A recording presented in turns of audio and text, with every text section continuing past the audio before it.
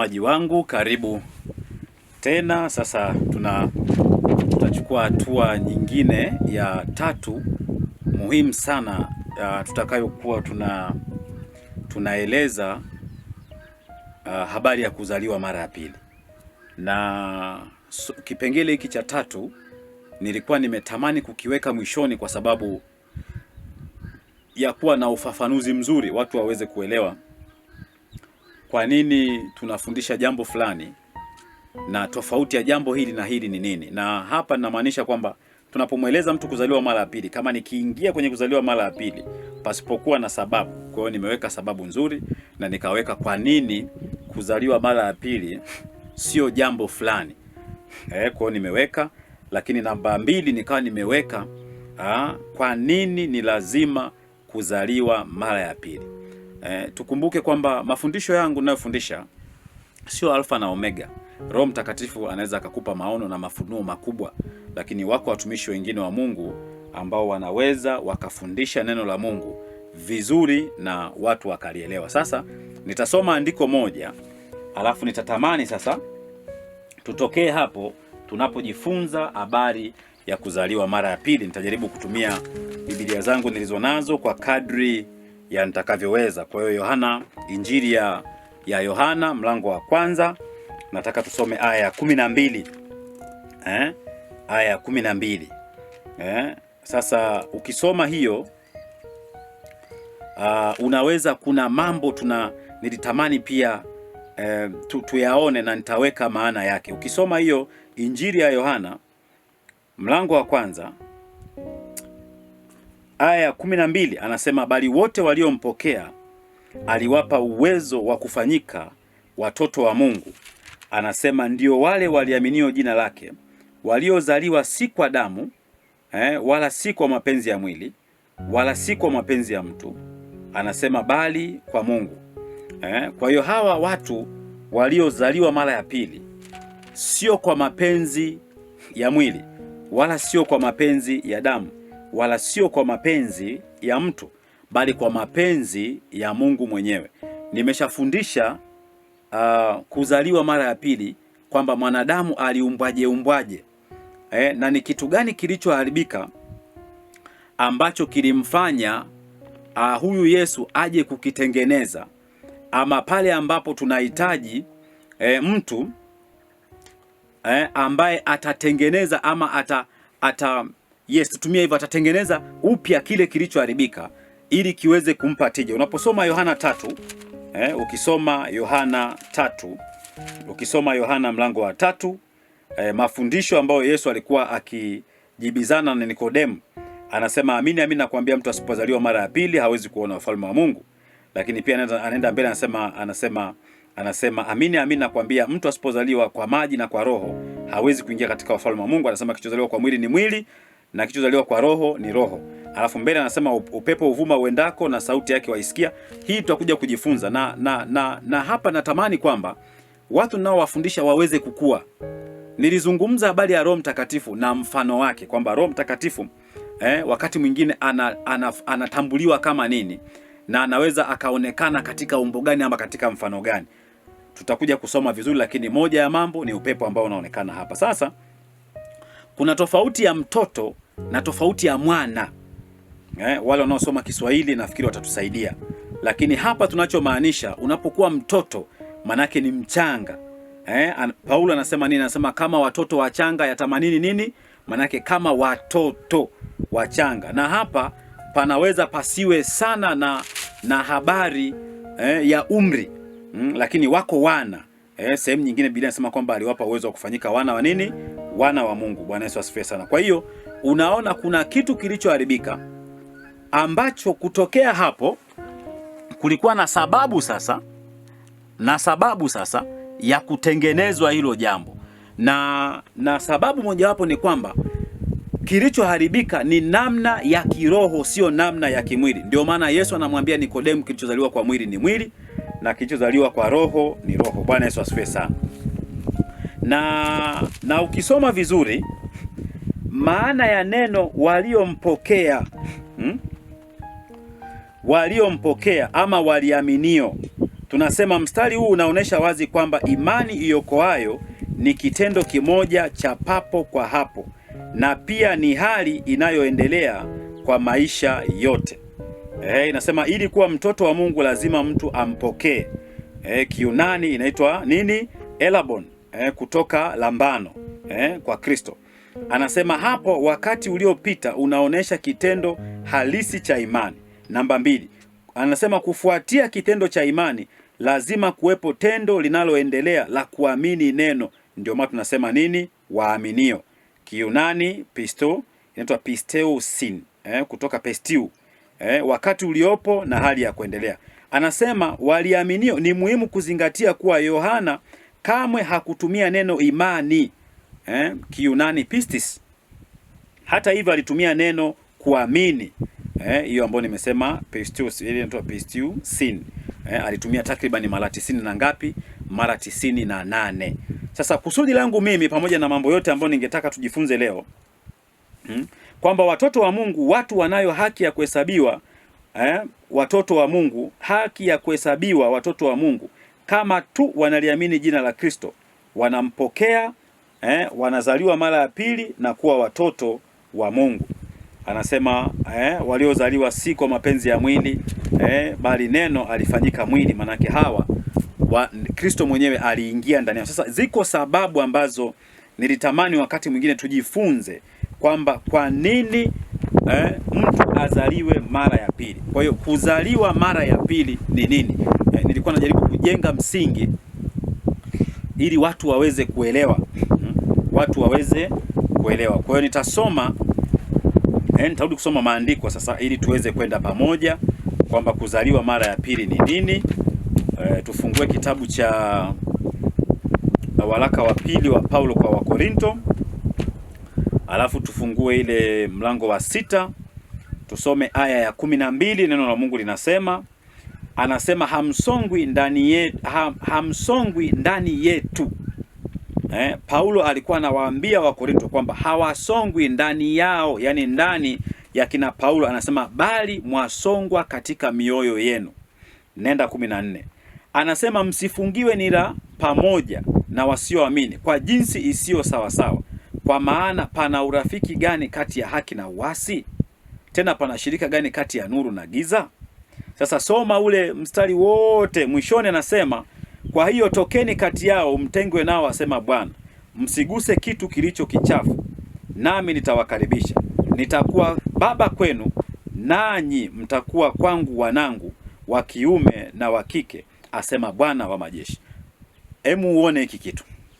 Anasema tokeni kwao, alafu mkatengwe nao, na msiguse kitu kilicho kichafu.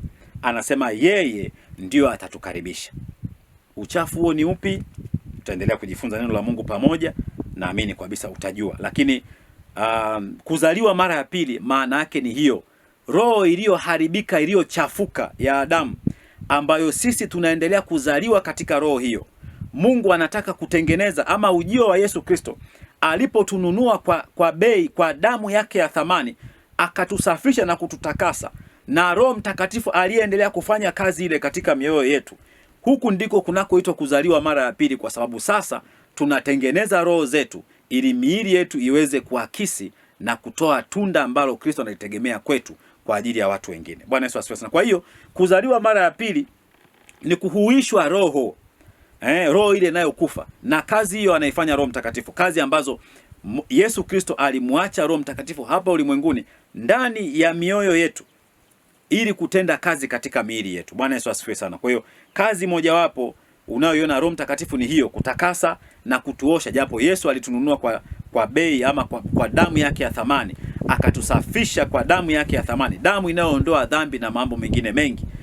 Lakini hapa tunaona kwamba kitendo kile sasa tunapoliamini neno lake, hao ndio wasema wanaoliamini nini? Jina lake. Tunapoliamini neno la Mungu ama jina la Mungu, hapo hapo tunahamishwa, tunahuishwa. Mahusiano yetu na Mungu katika ulimwengu wa kiroho yanarudi, na Roho Mtakatifu anachukua nafasi yake ndani ya miili yetu. Kwa hiyo kuzaliwa mara ya pili ni jambo hilo. Lakini pia twende tusome ule waraka, tusome kitabu cha Waebrania, tusome 4 7 neno la Mungu linasema nini? Anasema aweka tena siku fulani, akisema Daudi baada ya muda mwingi namna hii. Anasema leo kama ilivyo neno tangu zamani, leo kama mtaisikia sauti yake, msifanye migumu mioyo yenu. Hapa nilipokuwa nasoma ili andiko nikagundua, nikakumbuka historia. Kitu kimoja alikuwa anafundisha mchungaji mmoja, tulikuwa tunamta mchungaji Madumadu. Yule bwana nimemsahau jina lake, lakini alikuwa nafikiri ni mchungaji wa KKKT pale Mtongani pale. Huyu bwana alikuwa akija kufundisha kanisa lazima lijae, na waumini wakisikia kwamba anakuja lazima kanisa lijae. Anasema msifanye migumu mioyo yenu. Alitoa mfano huyu bwana akasema siku moja yeye alikuwa ameenda kutibiwa na yeye alikuwa hapendi sindano. Kuna wale ambao pasipo kuchoma sindano wanaona bado hajapata tiba, lakini kuna wale ambao hawakupewa vidonge wanaona bado hawajapata nini? Tiba. Sasa huyu bwana alikuwa ni mwoga wa sindano. Kwa hiyo alipofika akajieleza wakati anaumwa, alafu akamwambia daktari kwamba bwana, katika dawa zote tutakazoandika, andika dawa za vidonge. Sindano mimi siipendi. Anasema hivyo kama sindano mimi siitaki. Daktari akaandika, basi akampa ile prescription, sio inaitwa hivyo, mtanisaidia. Akaenda nayo kule, akaambia bwana, nenda maabara. Sasa alipokuwa anainuka anamwambia bwana, kwani wewe hujaandika sindano? Daktari anamwambia bwana, mimi sijaandika sindano. Kwa alipofika pale, yule binti anasoma, tena bahati nzuri aliyempokea ni binti ambaye alikuwa ni muumini wa kanisani kwake. Kwa hiyo akasoma, akamwambia baadaye, baba mchungaji, ingia huku. Sasa mchungaji akaanza kugoma, bwana niingie huko kufanya nini? Akamwambia ingia huko baba mchungaji, tunatakiwa uje huku. Alipoingia akaona yule nesi mara amechukua vichupa na gonga na pasua, anaingiza sindano huko anatoa, anambia bwana, lakini mimi nilimwambia daktari asiandike sindano sitaki. Anamwambia sasa utatuvumilia tu baba mchungaji, kwa sababu ni msharika wake. Baadaye akamwambia bwana, basi shusha suruali kidogo. Nasikia mchungaji akawa mtata, bwana nishushe iende wapi? Hapa ilipokaa ndio hapa, mimi sishushi hapa. Akamwambia basi, baada ya kujibizana muda fulani akakubali kushusha suruali. Akasema sasa leo nitawakomesha. Yule bwana akaukakamaza mwili bwana. Kila nesi akigonga din, yani utafikiri mpira uliojazwa upepo kweli kweli, kama ngozi ya tairi. Kila akiweka sindano naambiwa aingie. Baadaye akamwambia baba mchungaji, legeza kidogo. Basi akalegeza, sindano ikaingia na dawa ikaingia. Nasi ndivyo hivi ambavyo Daudi anatuambia, tusifanye migumu mioyo yetu. Turuhusu neno la Mungu liingie katika nini? Katika mioyo yetu, likafanya utakaso wa kweli na kutubadilisha. Kwa hiyo ninaelezea sasa nini maana ya kuzaliwa mara ya pili. Nimeshafundisha sana. Bwana Yesu asifiwe. Labda nikipata muda kadri saa yangu inavyoniambia, basi nitarudi niweze tena kukazia. Lakini pia fungua ule waraka wa kwanza wa Petro mlango wa 2, tusome ule mlango wa 4. Anasema nini? Mwendee yeye jiwe lililo hai, lililokataliwa na wanadamu, bali kwa Mungu ni teule na lenye heshima. Kuzaliwa kwetu mara ya pili kuna tutaka sisi tumwendee nani? Tuliendee lile jiwe. Lile jiwe ambalo wenzetu walifanya nini? Walilikataa.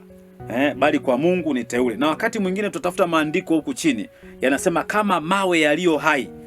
Huwa napenda sana hilo andiko. Ngoja niliangalia. Kama mawe yaliyo hai. Sijui nitaliona haraka, lakini nafikiri ukilikosa tafuta kwamba ninyi mmejengwa katika msingi wa nini?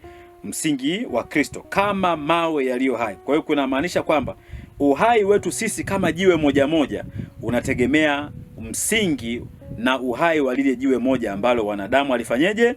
Walilikataa. Bwana Yesu asifiwe sana.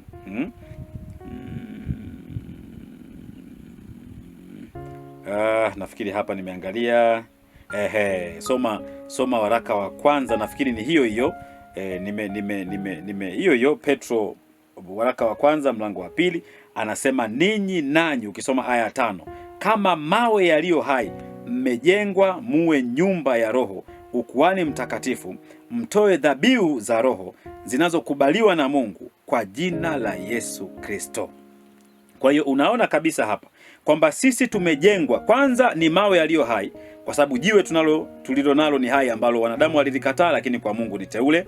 Anasema mmejengwa muwe nyumba ya Roho Mtakatifu. Manake sisi tumejengwa kama mawe yaliyo hai, tumekuwa nyumba ya Roho Mtakatifu, lakini sisi pia ni ukuhani mtakatifu. Bwana Yesu asifiwe sana. Na ukuhani huo unatupelekea ama unatufanya tutoe dhabihu za kiroho zinazokubaliwa na Mungu kwa njia ya Yesu Kristo. Bwana Yesu asifiwe. Kwa hiyo kuzaliwa mara ya pili ni huko. Ni huko. Unapofika sasa katika hali ya kugundua kwamba njia hii nilipotea ama njia hii haikuwa sawa kwangu, unaamua kugeuka na unamgeukia Mungu. Kitendo kile ndio kinaitwa kuzaliwa mara ya pili, kumwacha shetani na kumpokea Kristo. Bwana Yesu asifiwe sana. Kwa hiyo nitazungumza mambo machache hapa, nimetumia muda mwingi kabisa, kwamba kuzaliwa mara ya pili maana yake ya kwanza ni badiliko la ndani. Watu wengi wanaangalia mambo ya nje, lakini hili ni badiliko la nini? La ndani. Baada ya kuzaliwa mara ya pili, waraka huo wa kwanza wa Petro mlango wa 2 aya ya 9 inasema, ninyi ni mzao mteule, manake mmezaliwa upya. Anasema ukuhani wa kifalme, taifa takatifu, watu wa milki ya Mungu. Sijui kama unaona hayo mambo. Huwa naupenda sana mstari. Naupenda sana. Naupenda sana mstari. Mzao mteule, ukuhani wa kifalme, taifa takatifu la Mungu. Unapozaliwa upya, wewe unakuwa na badiliko la ndani. Jambo la kwanza ni badiliko la ndani. Roho yako, jambo la ndani kiroho, roho yako inatengenezwa. Roho yako inahuishwa. Kuna kitu kinaondoka cha zamani na kinaingia kitu kipya. Sikiliza, neno la Mungu linasema unapomkubali na kumpokea, anasema tizama ya kale yamefanyeje? Yamepita. Sijui kama tunaweza tukaupata huo. Anasema ya kale yamefanyeje? Anasema tizama ya kale yamepita. Anasema fungua waraka wa pili wa Paulo kwa Wakorinto 5:17. Anasema hata imekuwa mtu akiwa ndani ya Kristo amekuwa kiumbe kipya, ya kale yamepita, tizama yamekuwa mapya. Kwa hiyo unapompokea Kristo ndani yako, unapoliamini neno la Mungu, ukabatizwa, ukampokea Kristo ndani yako, Kristo akazaliwa ndani yako, na hapa ndipo unapokuwa Mkristo wa kweli. Sio Mkristo sio Mkristo yule yoyo sio niga sio vitu gani. Achana na hizo habari. Ule Mkristo kwamba nipo Mkristo, ule Mkristo wa kudunda kama umekula kitenesi, achana na hayo mambo. Roho wa Mungu anapoingia ndani yako, Kristo anapozaliwa ndani yako, wewe, neno linakwambia unakuwa kiumbe kipya. Huko kiumbe kipya hakutaondoa mwili wako wa asili, bali ndani yako roho yako inabadilishwa, kwa sababu ulizaliwa katika hali ya dhambi. Tukumbuke kitabu cha Zaburi kinasema kwamba mimba ya Daudi ilichukuliwa wakati mama yake akiwa wapi? Hatiani. Baada ya Daudi ya kugundua dhambi aliyomtenda Mungu, anaomba toba kwamba Bwana Yesu nisamee, wewe Mungu nisamee, lakini ukumbuke pia kwamba mimi ni mwanadamu, nilichukuliwa mimba mama yangu akiwa wapi? Hatiani. Bwana Yesu asifiwe sana. Hapa waraka wa pili wa Paulo kwa Wakorinto 5:17 unatuambia hili ni badiliko la ndani. Lakini pia tuangalie Injili ya Yohana. Injili ya Yohana 1:13. Nafikiri tumesoma huo mstari. Turudie kwamba hawa sio waliozaliwa kwa damu. Ndio maana tunasema ni badiliko la ndani, sio nje. Ni badiliko la nini? La ndani. Anasema sio waliozaliwa kwa damu, wala si kwa mapenzi ya mwili, wala si kwa mapenzi ya mtu, bali kwa mapenzi ya Mungu. Biblia inasema bali kwa Mungu, manake kwa mapenzi ya Mungu. Mungu mwenyewe aliwazaa. Biblia inatudhihirishia kwamba hata sasa mimi nimewazaa. Nitakuwekea hayo maandiko kwa sababu ya muda, nikimbizane nisikwame nikakukwaza. Bwana Yesu asifiwe sana. Kwa hiyo unaona kwamba ni badiliko la kiroho. Mzao mteule, ufalme, si ukuhani wa kifalme, si watu wa milki ya Mungu, taifa takatifu. Very powerful words. Very powerful words. Unapozaliwa mara ya pili, ukamwacha shetani, ukamkataa shetani, ukatengeneza sufuria yako iliyobonyea, kwamba kuanzia hapo, ndio maana Joshua alisema mimi na nyumba yangu. Manake aliamua kuitoa nyumba yake kumtumikia Bwana. Basi amueni ninyi mtakavyoona sawa moyoni mwenu leo, kuitumikia miungu mliokuwa mnaitumikia na babu zenu, ama huyu Yesu ambaye ni mpya, Mungu mpya katika maisha yetu. Bwana Yesu asifiwe sana. Kwa hiyo badiliko ni la ndani, japo baada ya muda tunategemea Mkristo aanze sasa kuzalisha matunda. Na hapa ndio pana tatizo moja, kwamba watu wanaompokea Kristo mara ya kwanza, wanaookoka, wanafanya kosa kubwa mno la kuacha kumshuhudia Mungu kuanzia pale. Kitendo cha kukataa, cha kusita kumshuhudia Mungu, ni rahisi sana kuflip na kurudi kule ulikokuwa. Lakini unapoamua kusimama na kuanza kumshuhudia Mungu kwa watu kwamba mimi pia Yesu ameniokoa, Yesu amenipokea pamoja na mambo yangu, lakini mimi ni wa Kristo. Katika Yohana ile 3 anasema kwamba, Yohana 1 anasema ni wale waliaminio nini, jina lake aliwapa uwezo wa kufanyika nini, wana wa Mungu, kwamba mimi ni mwana wa Mungu. Kuna vitu vitaendelea kuanguka kama maganda yaliyoanguka machoni mwa Paulo wakati Anania akimwombea. Kwa hiyo jambo la kwanza ulielewe kwamba ni badiliko la ndani. Lakini jambo la pili, kwamba kuzaliwa mara ya pili ni kuamini neno na kulipokea neno la Kristo. Tumesoma hapo. Kulipokea neno la Kristo. Ni lazima uliamini na ulipokee lile neno. Tusome ule waraka wa kwanza wa Petro. Waraka wa kwanza wa Petro. Waraka wa kwanza wa Petro, mlango wa kwanza, tusome aya 23. Neno la Mungu linasemaje? Anasema, kwa kuwa mmezaliwa mara ya pili, si kwa mbegu iharibikayo, bali kwa ile isiyoharibika, kwa neno la Mungu lenye uzima, lidumule hata milele. Kwa hiyo unaona kwamba sisi tunazaliwa katika nini? Katika mbegu isiyoharibika. Kwa hiyo kuzaliwa mara ya pili, hii ndio naendelea kukujazilishia sasa, kwamba uelewe kuzaliwa mara ya pili manake nini. Hapa anazungumza kabisa. Anasema si kwa mbegu iliyoharibika, bali kwa ile isiyoharibika, kwa neno la Mungu lenye uzima.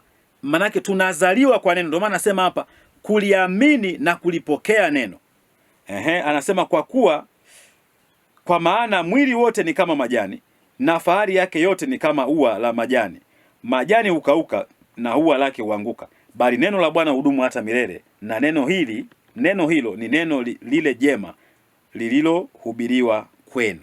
Kwa hiyo tunahubiriwa neno la Mungu, tunaliamini neno la Mungu, tunalipokea neno la Mungu, tunazaliwa mara ya pili. Tunapoliamini neno la Mungu, tunapolipokea neno la Mungu, tunazaliwa mara ya pili. Bwana Yesu asifiwe sana. Na pia kwa kuibaiba tu, twende tuone, nafikiri muda utaturuhusu. Tusome Yakobo 1:3. Anasema kwamba mkifahamu ya kuwa kujaribiwa kwa imani yenu huleta nini? Huleta saburi. Lakini hapa tungangane na yale maandiko mawili. Hili hapa niliache kwa sababu nitakapolielezea naamini unaweza ukafika mahali ukashindwa kunielewa. Lakini pia Matendo ya Mitume, tuliangalia neno la Matendo ya Mitume. Matendo ya Mitume, fungua kitabu chako cha Matendo ya Mitume 16. Alafu nataka uangalie aya 31. Neno la Mungu linasemaje? Anasema wakamwambia, mwamini Bwana. Mwamini Bwana. Mwamini nani? Bwana. Sasa hili hapa kuna kitu ambacho ninakipenda ukisome. Tuanze ile 27. Anasema yule mlinzi wa gereza akaamka, naye alipoona ya kuwa milango ya gereza imefunguka, alifuta upanga akataka kujiua, akidhani ya kuwa wafungwa wamekimbia. Ila Paulo akapaza sauti yake kwa nguvu akisema, usijidhuru, kwa maana sisi sote tuko hapa. Akataka taa ziletwe, akarukia ndani akitetemeka kwa hofu, akawaangukia Paulo na Sila, kisha akawaleta nje akasema, bwana zangu, yanipasa nifanye nini nipate kuokoka? Na hapa ndio lile swali langu nililosema. Mtu anatangulia kuzaliwa mara ya pili ndipo anaokoka, ama anaokoka ndio anazaliwa mara ya pili, ama vyote vile vinatokea kwa mara moja, ama kauli hizi mbili, haya maandiko yote mawili yanamaanisha kitu kimoja? Hawa wakasemaje? Wakamjibu wakamwambia, mwamini Bwana Yesu nawe utaokoka pamoja na nyumba yako. Wakamwambia neno la Bwana yeye na watu wote waliomo nyumbani mwake. Akawakaribisha saa ile usiku, akawaosha mapigo yao, kisha akabatizwa yeye na watu wake wote wakati huo. Manake tayari wale nao walimpokea mwana wa Mungu. Naona muda wangu nakimbia kweli, sijui nitamaliza, lakini hii ni sababu ya pili. Bwana Yesu asifiwe sana. Tatu, tunasema unapozaliwa mara ya pili, Roho Mtakatifu lazima aingie ndani yako. Neno la Mungu linasema, tizama niko mlangoni nafanyeje? Nabisha, na yeye atakayefungua mlango nitafanyeje? Tutafanya vitu kama hivyo. Lakini unapata tabia mpya ya kimungu Roho Mtakatifu anapoingia ndani yako. Ndio maana nikasema kwamba ni badiliko la ndani. Ni badiliko la ndani, tabia mpya. Soma Yohana 3:5, Yohana 16:7 mpaka 15, waraka wa Paulo kwa Waefeso 1:13, Petro wa pili 1:3 mpaka 4, Wagalatia 5:22 mpaka 26. Kwa hiyo uelewe kabisa kwamba sasa kuzaliwa mara ya pili, nadhani tunaweza tukasoma baadhi ya maandiko. Tuanze na Injili ya Yohana. Injili ya Yohana ngapi? 3:5 na unasema nini? Msipozaliwa kwa maji na kwa Roho hamwezi kuingia katika ufalme wa nini? Wa Mungu. Bwana Yesu asifiwe. Lakini tuangalie waraka wa Paulo kwa Waefeso, tuangalie mlango wa kwanza aya 13. Neno la Mungu nasema, nanyi pia katika huo mmekwisha kulisikia neno la kweli, habari njema ya wokovu wenu, tena mmekwisha kumwamini yeye na kutiwa muhuri na Roho Mtakatifu, yule wa ahadi aliye mtakatifu. Kwa lazima kuliamini neno la Mungu, na kazi moja hapa Roho Mtakatifu nilifundisha ni nini? Ni kutia muhuri. Ndio hapa. Bwana Yesu asifiwe sana. Lakini twende tuangalie kitabu cha pili cha Petro, alafu tuangalie aya ya kwanza, tusome mlango wa 3. Kwa kuwa uweza wake wa uungu umetukirimia vitu vyote vipasavyo uzima na utaua, kwa kumjua yeye aliyetuita kwa utukufu wake, aliyetuita kwa utukufu wake na kwa wema wake. Bwana Yesu asifiwe. 4 anasema, tena kwa hayo ametukirimia ahadi kubwa mno za thamani, ili kwamba kwa hizo mpate kuwa washirika wa tabia ya uungu, mkiokolewa na uharibifu uliomo ndani duniani kwa sababu ya tamaa. Sasa unataka nikufundishe napo? Neno la Mungu liko wazi kabisa hapo, mimi sirudii. Lakini pia ukienda mbele, ule waraka wa Paulo kwa Wagalatia, muda unanikimbia sana. Wagalatia 5, Wagalatia 5 ukisoma aya 22 mpaka 26, nasema, lakini tunda la Roho ni upendo, inaelezea. Lakini haya ni mambo ambayo tunategemea Mkristo baada ya kuzaliwa upya basi aweze kutembea na kuenenda katika upya wake. Bwana Yesu asifiwe sana. Lakini pia utasoma baadhi ya maandiko, kwa mfano hapa, hii inaeleza tunda la Roho Mkristo ambao lazima alizae. Lakini ukisoma nyuma kule kuna mambo ya mwilini, kama ambavyo ukisoma Warumi 1 inaeleza kwamba wamejaa na nini. Hebu niangalie lile neno, kuna neno ambalo ninaliacha, Warumi 1, alafu tuangalie kule chini, anasema hiyo, kwa maana anasema hata hivyo Mungu aliwaacha wanaume, anasema vitu gani? Wamejawa na udhalimu wa kila namna. Ni kwa tafsiri neno udhalimu, kwamba unapozaliwa katika ulimwengu wa kimwili na ukabaki na tabia yako ya kimwili, udhalimu huu hapa unaozungumziwa wa kila namna utakuwa kwako: uovu na tamaa mbaya, wamejawa na usuda, uuaji na fitina na hadaa, watu wa nia mbaya, wenye kusengenya. Hapa nitakuja kufundisha somo moja zuri sana ambalo litakuja kufundisha kwamba Yesu Kristo amerudi ama bado, lakini roho ya mpinga Kristo inafanya kazi ama bado. Sisi tunategemea kuona siku shetani ashuke na pembe na uso wake jicho moja, mguu mmoja, anamkia na vitu kama hivyo. Lakini je, kazi zake za wale wanaompinga Kristo, roho ya mpinga Kristo, wale watu roho hii wanayo na wanatenda ama hapana? Lakini jambo la 4 ni Kristo, kwamba kufahamu kwamba alishafanyika kuwa dhabihu kwa ajili ya dhambi zetu. Hapa ndipo somehow pia unazaliwa mara ya pili, kwamba unajua kuna habari ya dhambi, kuna habari ya hukumu, kuna toba, ufunuo, lakini kuna namna ya kupona na sharti lililowekwa pamoja na matokeo yake. Bwana Yesu asifiwe. Kwa hiyo kwa leo ningependa nikomee hapo, kipengele hiki cha 3 ambacho nimekufundisha sasa